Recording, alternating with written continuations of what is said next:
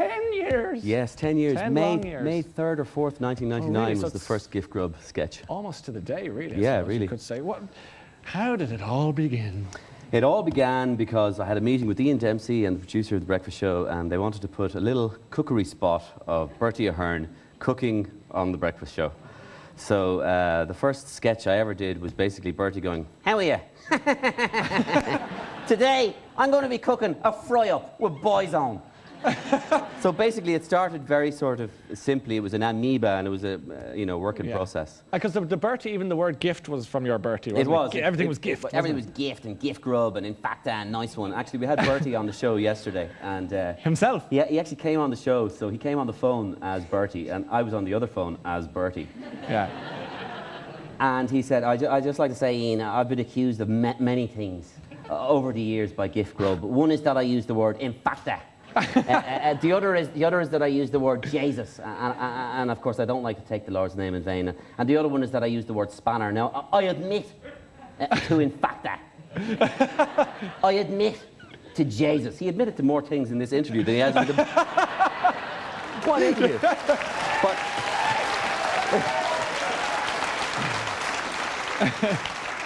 I admit to Jesus, but I will not admit to ever saying spanner." And we have a video clip in our office of Bertie Ahern talking to a TV crew, a news crew, and there's a "Thanks very much, Taoiseach, thanks, lads, thanks." Gets into the car and he goes, "By the way, see you later, spanner heads." He says. So he was snookered on that one as well. Has your take on him, has it evolved? I mean, initially was it kind of fun and jokey? Did it change as his career went? It did definitely change. change. It really? Did you notice that? Initially it was very cartoony, and then over the years I think he changed on Gift Grub as well, and I think he became. I think that in a sort of in a manner of speaking, the sentences became longer, and the repetition of prepositions became much more frequent. And I think the reason for that, Ryan. The reason for that is because he was actually hadn't got a clue what he was going to say to the question you would ask him. And I think that furthermore, not only that, he was also hoping that if he kept talking long enough, that in fact the questioner might just get sick to death of answering the question and maybe keel over from boredom. The characters, I'm always amazed by your production, the ability to turn things overnight. Story breaks on the Thursday night and Friday morning you're there with a beautifully produced package, and it might be Robbie Keane or some of the other Ken Egan or the sports guys. Are these the guys that you love because of the material they provide for you? At every stage in the process, I love doing nearly every character, but like in the last year, you mentioned one there, like Robbie Keane. Yeah. And I was like, I always find the sort of a criminal intent underlying Robbie Keane's voice, It's sort of a real put upon, sort of a criminal vibe. Like I did time at Leeds. I did time at Wolves. I did time at Coventry. I was extradited to Inter Milan for a while. Then they put me into Liverpool high security. Now I'm in Tottenham. I think I'm going to be in Tottenham for life. I haven't done anything. But he's just reminding me of a load of characters. I've got to get them out quickly. Yeah, go on, please. The other one, it was a new one, because celebrity happens to some people in Ireland very quickly. And one of the guys that it's happened to this year very quickly is Kenny Egan. So Kenny Egan basically got famous, right? So he was there. I'm appearing on the Tubridy show tonight. I'm appearing on Podge and Rods tomorrow. Appearing on the Late Late show the next day. I'm appearing on Lucy Kennedy show the next day. Do you want to get off of me? Basically, time is short.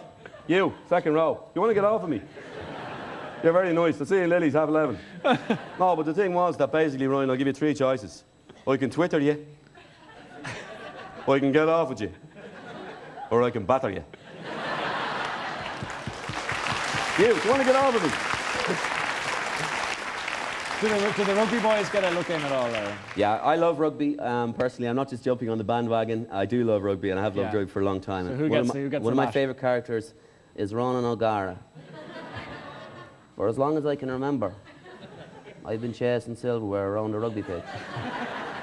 But recently I realised there are more important things in life, like Lucas 8 Sport.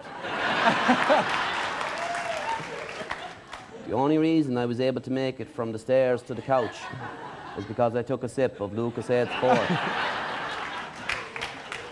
Furthermore, as I told Paulie, the only reason I didn't shake hands with the Queen is because I didn't take a sip of Lucas 8 Sport.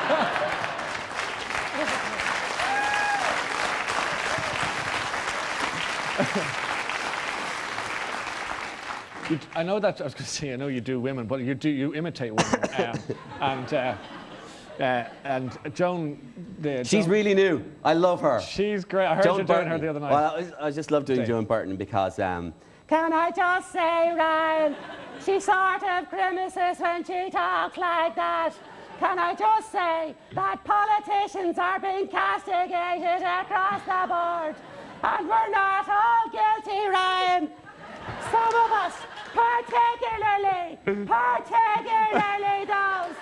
in the Labour Party, aren't guilty. And can I just say furthermore, Brian Cowan is not the Messiah.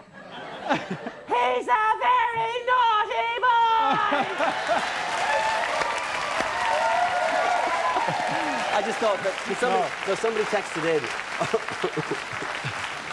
You get these texts when you're doing gift grub. You get these texts. My favourite bit of gift grub, actually, because you're in a room and you're talking to Ian and you're just looking at each other. And you can't hear anybody laughing. That's why it's so fun to be here. But you hear texts coming in and they go, "Hi, I'm in traffic and I'm laughing me off." And so is the car next to me. Yeah, that's great. And it sort of appeals to the kind of hippie in me. But the boys, you turned me into Bertie. The boys' own were here last week, and I know that their comeback must have helped keep them alive because you've a soft spot for those lads. I love them all, and I particularly love Keith. How are you, buddies? How relaxed can one man get? And why does he always talk as if he's slightly tipsy? The thing I love about Keith is there's nothing I can't do. I'm a presenter, you're the star, and the box. I'm an actor, Coronation Street, Fair City, and the other thing. And I'm a singer. Okay, forget the singing bit. But hold on, buddies. Astrophysics. How hard can it be? Or the Late Late Show, Ryan. Something that you might know about. Or then again, something you might not know about. How hard can it be? Introduce Dickie Rock. Have a debate on the dilapidated health service. Flog him on Deo. And you still have time for the Chinese on the way out, buddy. That's great.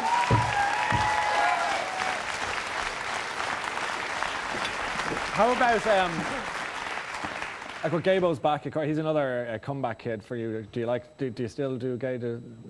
Well done. Of course I do gay. I love doing gay. And of course, now he is presenting, as you know, Ryan Tubridy. There you are, behind your little desk. There you are. Now, as you know, he is presenting the meaning of life. The meaning of life.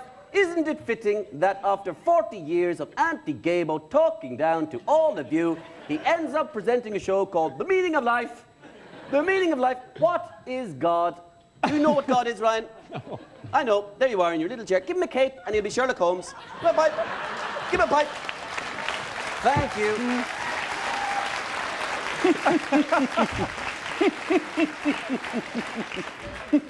you. Little boy, third from the back. Do you pray? Well done to you, Sonny. Well done to you. Well done to you. Give that boy a Bible.